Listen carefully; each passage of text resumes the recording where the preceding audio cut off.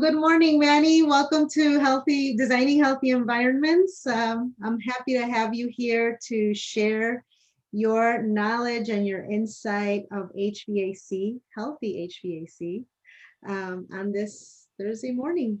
Welcome. Good morning, Alicia. Thank you for having me. Pleasure to be here. Yeah.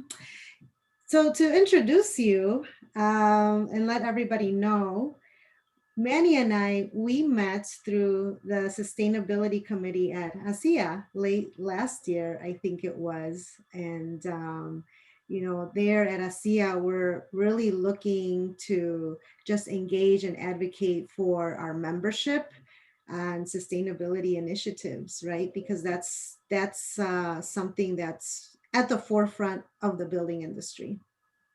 Absolutely.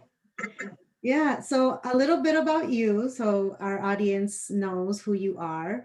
So Manny, or Manuel, but you go by Manny Reynoso, is the owner of Craft Mechanical. They are a union HVAC company that installs and services all types of HVAC equipment.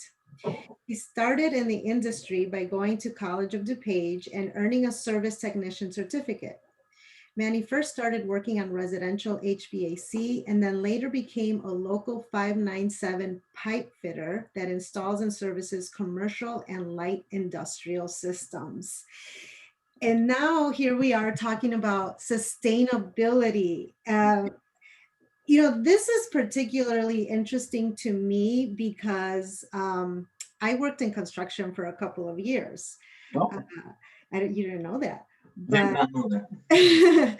But it was a good experience because I worked in an architecture firm and then I worked in construction for a little while.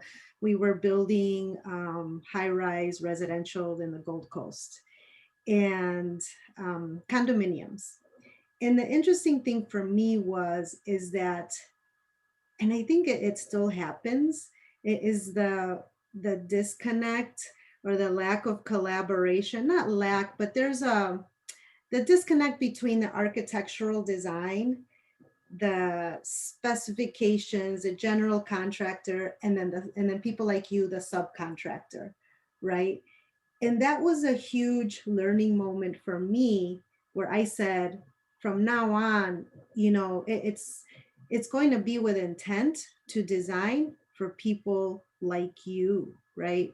So that it's not just about, this is the space and this is, it is done with a lot of intention so that specifically now that we're talking about sustainability, we were talking earlier about specifications and stuff. Like, what does that mean from the time of conceptual design to the time it gets to you, right? And what do you see, right? Well, I think in our industry, it's always been a struggle in the sense of like, we have to consider how it's going to get installed, taking the design, the specifications, the drawings from an architect, in that phase, and then actually executing in the field, making sure that we get all the proper equipment, obviously making sure that the architect design team agree with what we're going to be furnishing and installing. But then we take it a step further in our side where we have to actually see, okay, this piece of equipment, even though it's shown on the drawing as just one little box here, it really has to get installed in that place, right? And how is it going to get installed? What are we going to use to support it? And not to mention serviceability, right? So we have to make it serviceable for the owner or the owner's facility team to be able to access filters, change the filters, access belts, access any kind of components. And so we have to consider those things when we're actually executing it because it's going to stay there for a very, very long time. Yeah. And so, all of that is just, again, that huge learning moment of making sure that we can communicate that. Oftentimes we don't speak to you guys, the installers. And that's, to me, like, I like to be on site and I like to learn from you guys the the culture was back then was, oh, you're the designer, you're the architect, and you know, you're a lot smarter than we are. I'm like, no, no, no, no, no, I'm not installing this, okay? You know, we understand the systems, but at the end of the day, you guys are installing it. So there has to be a mutual, you know, collaboration, a mutual understanding of what I do and what you do. So that's why I'm happy to have you here and talking about you know, sustainability. Um, right off the bat, why sustainability? Like knowing from where you started, right? And then you became a pipe fitter, and then now this interest in sustainability. Where, why sustainability? Why did you join HACIA Sustainability Committee? Sure. Well, sustainability is obviously a huge importance in the industry in the world, right? We went back to when I first started learning about heating and air conditioning, which is what my company does. On the residential side, there used to be the thumb rule method, where you know, for residential, like a contractor would just pull up to the house and just pull his thumb up and say, okay, that's a 1-ton system, that's a 2-ton, you know, basically Right. translating the size of the house and say, yeah, that's it's about a 3-ton system. But then, you know, through learnings, through college, you know, and through my trainings, it's like you really have to nail down what the actual space, the building, the residence is going to really require, right? You don't want to waste energy. You know, equipment should be sized properly for what it's going to be conditioning. Um, it's not good for the environment. It's not good for the client, the customer. It's not good for anyone when we're just wasting money because something isn't designed or sized properly for its intended purpose. Or, I mean, really, we're like you said, wasting money, we're maximizing our savings instead, right? And Mhm. that's what I like to tell the end user, we're maximizing savings. From the beginning of design, you know, we are trying to um, use passive design. What we do is we do passive design, right? Let's use the free energy that's out there first. So where is the sun going to warm our, you know, rooms, or where are we going to depend less on mechanical systems, right? The big mechanical systems, so that we can design these energy efficient, properly sized equipment. Because if you, as you know or may not know, buildings account for 40% of carbon emissions into the atmosphere, right? And so what we try to do is reduce those emissions, or just plain eliminate them, right? And making sure, but obviously we still need our comfort. There's a level of comfort. We're looking at air quality, right? And so that's why I say this time and time again. I love green building and sustainability because we get to collaborate, and with that, we learn from each other. So you have exciting things coming up. I think like one of the things that we do is we work with energy efficiency partners through ComEd, right?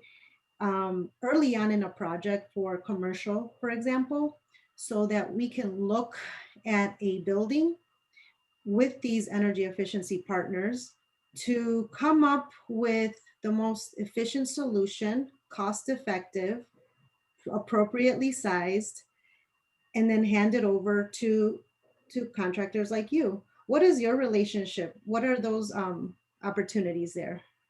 Yeah, so I'm excited to announce that we are ComEd's energy efficiency service provider. We just, Nice. yeah, Yeah. we just became a service provider for them.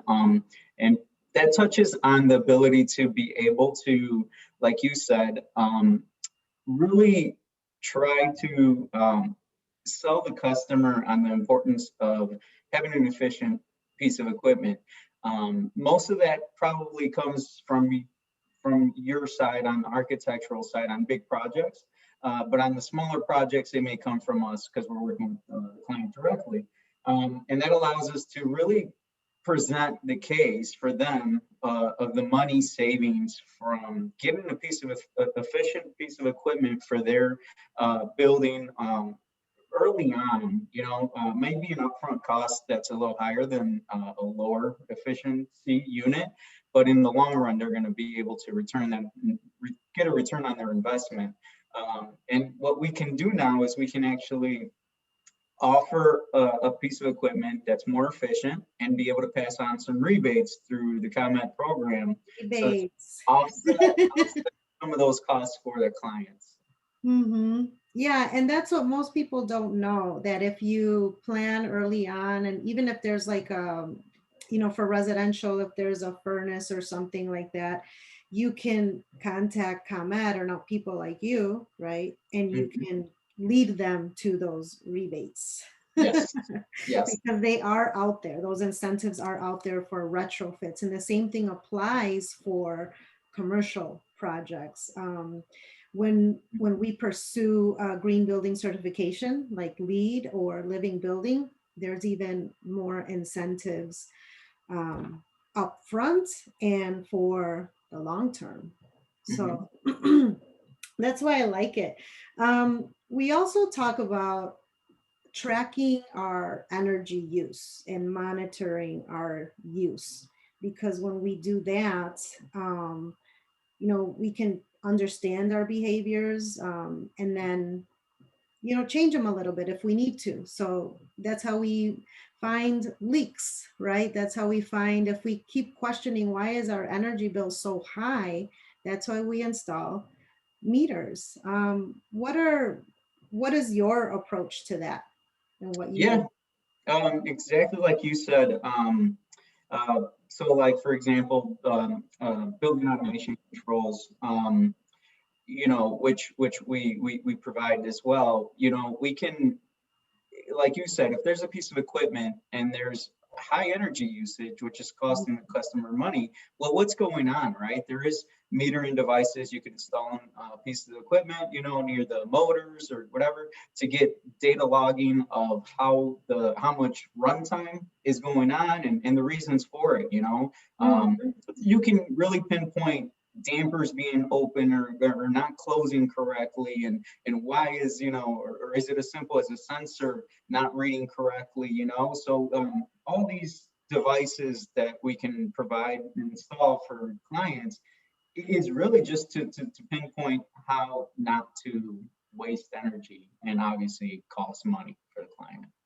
So many types of devices that can be provided to assure and to really pinpoint the issues before deciding on a big design that's not needed. Right, and we do that again, just following like the trajectory or the lifetime of a building when it starts. We start by, if it's a new construction, we start by the orientation, right? Making sure that it's oriented appropriately. And then we start engaging engineers. Now the technology is out there that we can model.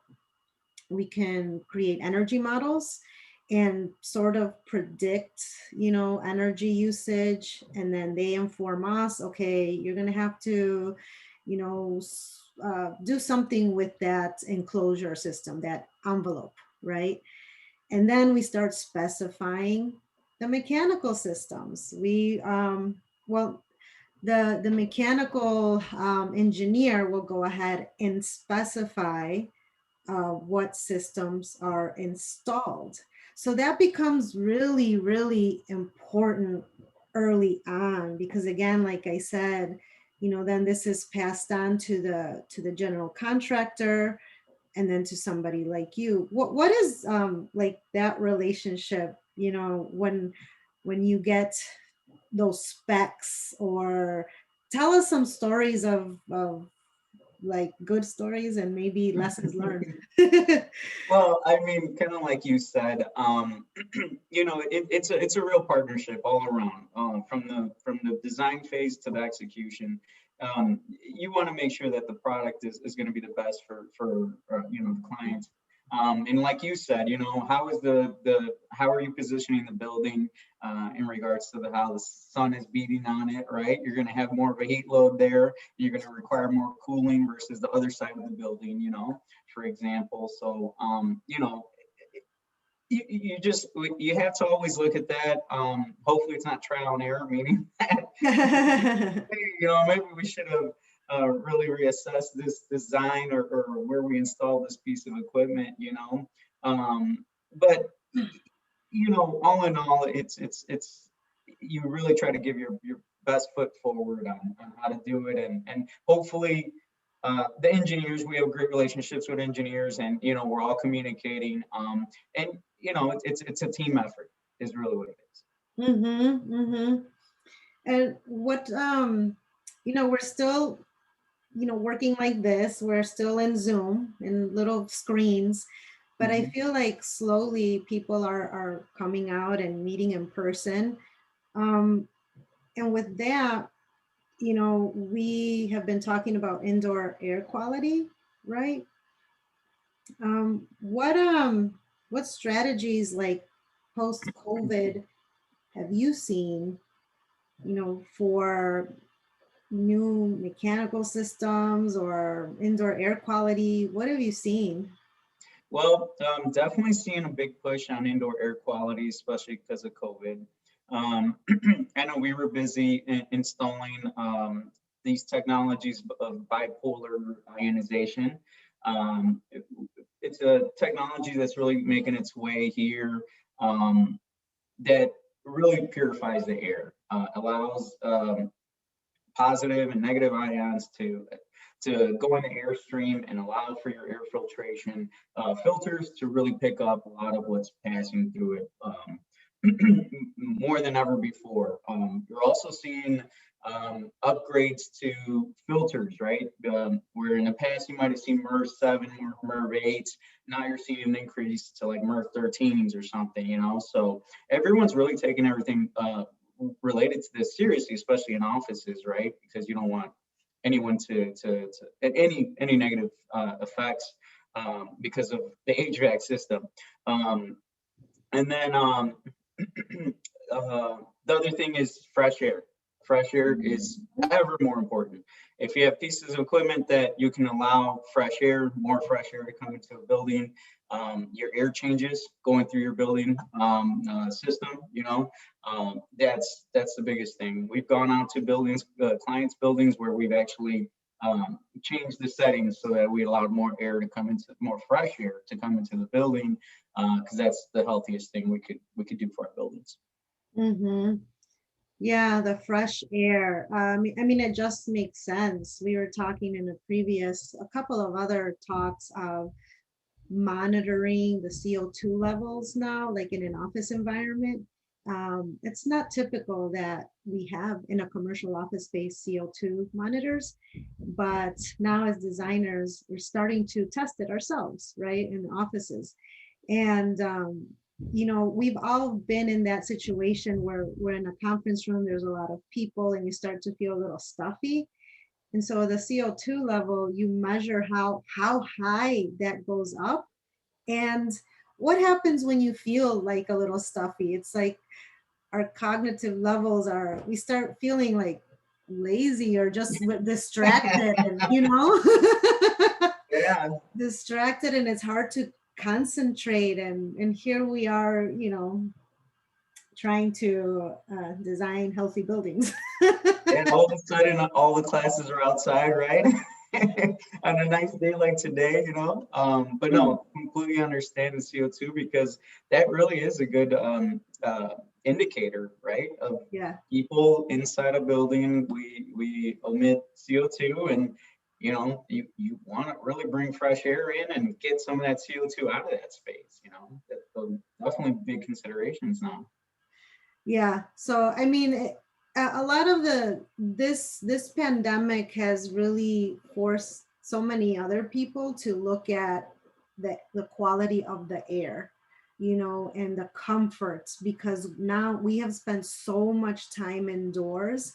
And I mean, how much did the residential market, like, it boosted because everybody was at home. So now let's do all those projects that we were thinking of, right? And not just like outdoor landscape, but it was also indoors. It was indoors and making it work for work, school, and office, and our homes became everything. So Yeah, no, I mean, there's a little bit of vindication on the HVAC side because, yeah, I mean, I think definitely when on my old days in the residential side, yeah, you people weren't really considering their heating and cooling and air filtration systems as much. COVID obviously brought that to the forefront, where more of an aesthetic appeal to the house was more important. It's like, no, guys, your health is very important. yeah, So I definitely think that, yeah, obviously, it just shows the level of importance to yeah. know what's going on with your building system. So you mentioned filters. You mentioned MERV filters. Can you go into a little bit about the levels of the reasoning behind the numbers, right? We maybe it's not apparent to others, but obviously we know what MERV is and the numbers. Like at home here, like we have a certain amount. We have that number that we're comfortable with. But what does it Mhm. mean? Can you elaborate a little bit on that? Yes, so MERV may be specific to a certain manufacturer filters, but in reality, it's like you could go from your most basic air filter that you'll find at Home Depot or Menards, which is just a blue fiberglass filter that really isn't doing much to filter anything going through your airstream in your unit. But then you can start getting to more advanced filters that are really filtering pathogens. They're specific to what they're filtering. Is it pet dander, pet hair, all that. The higher the MERV rating, the more efficient, the more it's going to be able to filter what's going through the airstream. But it's also, you also got to take into account that you don't want to get extreme. You don't want to get an extreme with like the highest MERV filter for your system, because some systems aren't designed to have that kind of Mm-hmm. that kind of reduction in air flow going across your system. Okay. It could increase it could increase it could cause trouble with your heating or your cooling if you go way too far in the other direction. Ah, okay. That's something new. Like I guess I didn't know that the number on the filter. So every filter has a number, Mhm. and the typical one is MERV 8, right? Mhm. At you said MERV 7, but MERV 7, MERV 8 that will do Mhm. the trick. But you can go a little bit higher, like a MERV 11, MERV 12, and it'll start gathering more of the particulates in the air. And why is that important? Because then you can breathe better. It's healthier air. So if you have breathing problems, allergies, asthma, this is important to change these filters.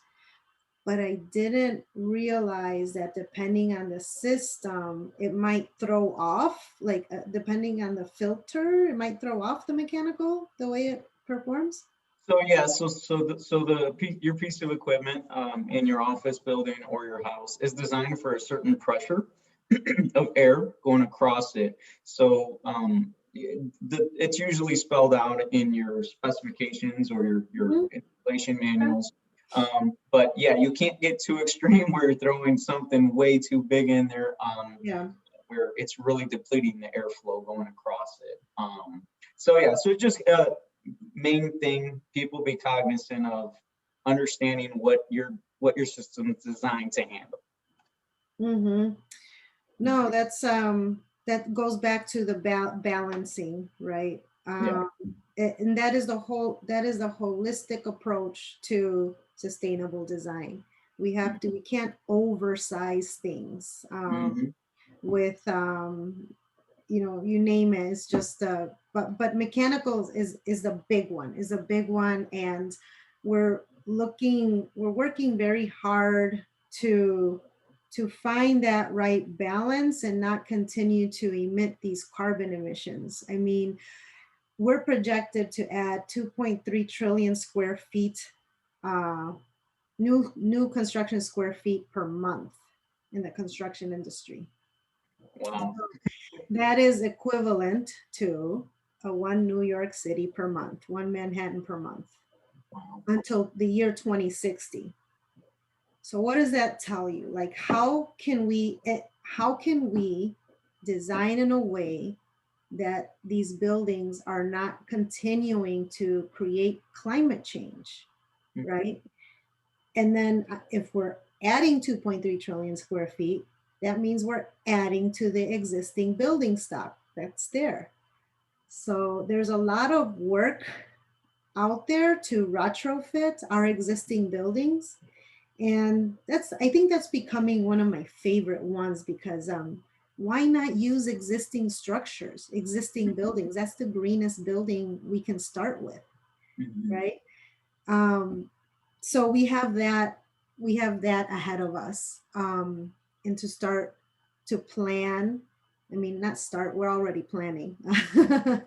Through the use of, we also use the incentives of the green building certification systems. We're getting ready to do really important work here in the city of Chicago with policy and design for zero carbon neutral buildings. So we are in a very exciting time that I feel, even through HACIA, the Sustainability Committee, all of us got on a call with Angela Tova, the sustainability. Oh, she's joining us next week. Yeah, we're gonna have her. And so, yeah, so we're gonna talk about the policies and all the stuff that she's been working on since she took this new role. And when we talk about green building as well, it takes us on this path of, is it equitable? Like, what does green building mean? Like, where is it happening and for who? So it's also, let's make it equitable, right? So I'm excited to have her. I mean, you were on that call, right? Yes. Yeah. Yes. So what do you think?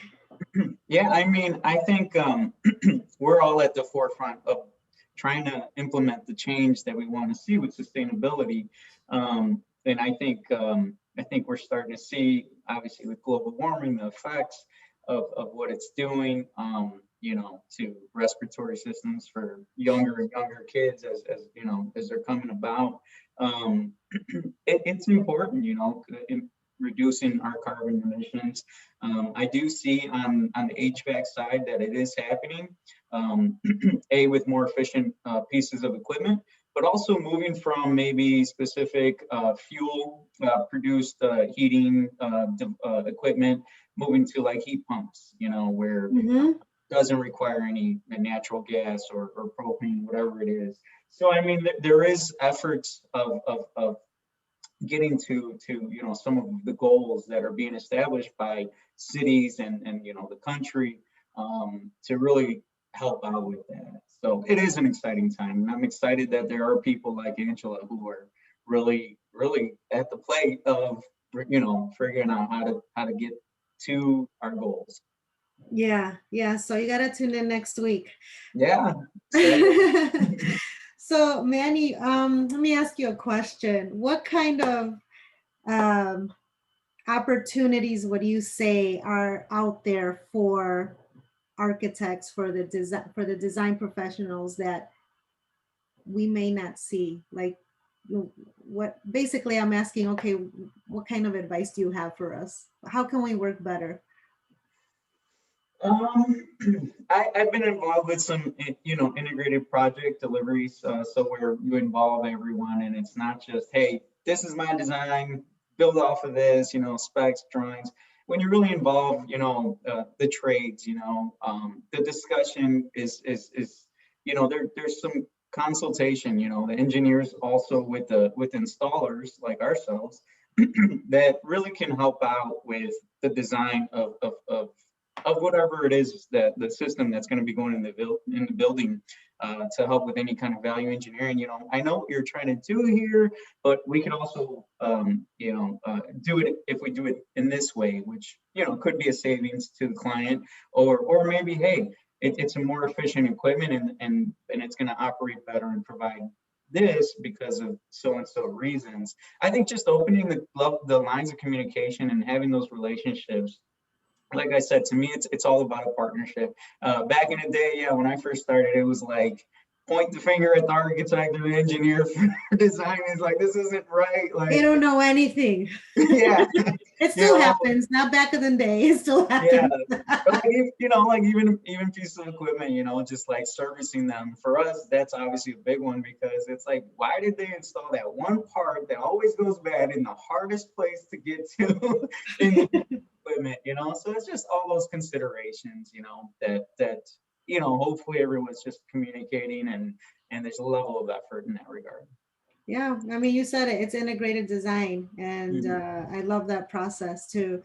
mhm. Just yesterday, I was on a call for a lead project where we were like trying to get this credit. We're trying, like, we're working so hard to accomplish this lead credit, and the engineer, that this had to do with stormwater management, and the engineer was just like, I did everything, and like scratching his head and everything, and we're like, we know, we get it, and in the end, it was communication. It was communication. Like, we had everything correct, and we were talking to the lead reviewer, and she made a comment. um, it was funny. She's like, well, sometimes architects, and she didn't realize that, the Your architect architect? is on the call because we are the lead consultant for this project. So, and I'm like, here it goes, if they're architects, they don't understand. I'm like, well, actually, that's it. But in the end, we had a victory yesterday. So now Congrats. we're able to communicate and just iron out all the creases. And it was great. So integrated design, that's key to success for a Yeah. project. Mhm. Yeah, the open dialogue, the open conversations, just making sure sometimes we're on the same page, we're just not reading the same paragraphs or something. I don't know, It's like, what are we trying to achieve Mhm. and are we achieving it? And let's just make sure, let's just discuss it and make sure that we truly are. Yeah. So many, any other last words that you have to share as for sustainability and your line of work? Like, what are you working on, and what do you? Yeah, no, I mean, we are a newer company, so a lot of my experience is from when started in the trade and then to being a project manager. But as a newer company, just really just trying to be at the forefront of the next thing. Building automation controls, energy management is the big thing, and being in tune with the new technologies like split system or heat pumps are really making a headway here.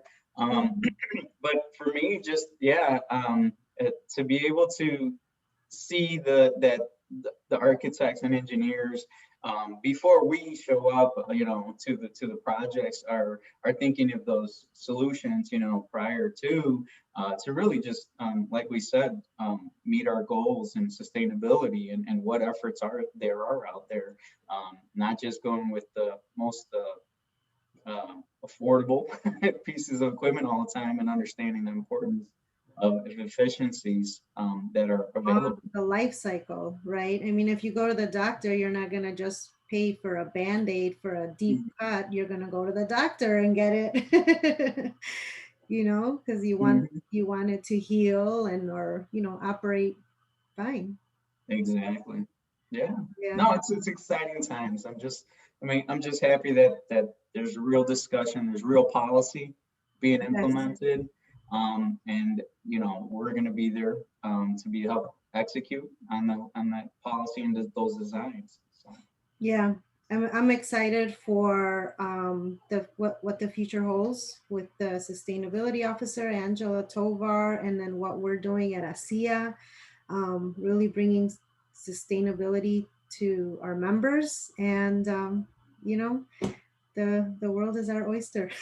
Yeah, no, definitely. I mean, there's no reason why we can't be the example, you know. Yeah. So, but Yeah, I so, mean, it's being done, and so, I always point to the West Coast. The West Coast is doing so many things, and I believe it's because it's a matter of essence. It's they need it. They need to do it now. It hasn't been such an emergency here, but I think those impacts are coming if we don't act right now. mhm, So. exactly. No, I agree. So thank you, Manny from Craft Mechanical. I hope to have you back here once we have some policies in the works, and you can tell me more stories on blaming architects. No. No, it doesn't solve anything, but no, no, I completely agree. Thank you for having me, Alicia. Lessons It's been learned. a pleasure. I like that, yeah, that, HVAC and efficiencies and sustainability is being considered. And just it's the discussions are being had. So, Yeah, me too. Thank you, mhm. Manny. We'll see you soon. All Thanks. right. Thank you, All right. Alicia. All right. Take Stay healthy.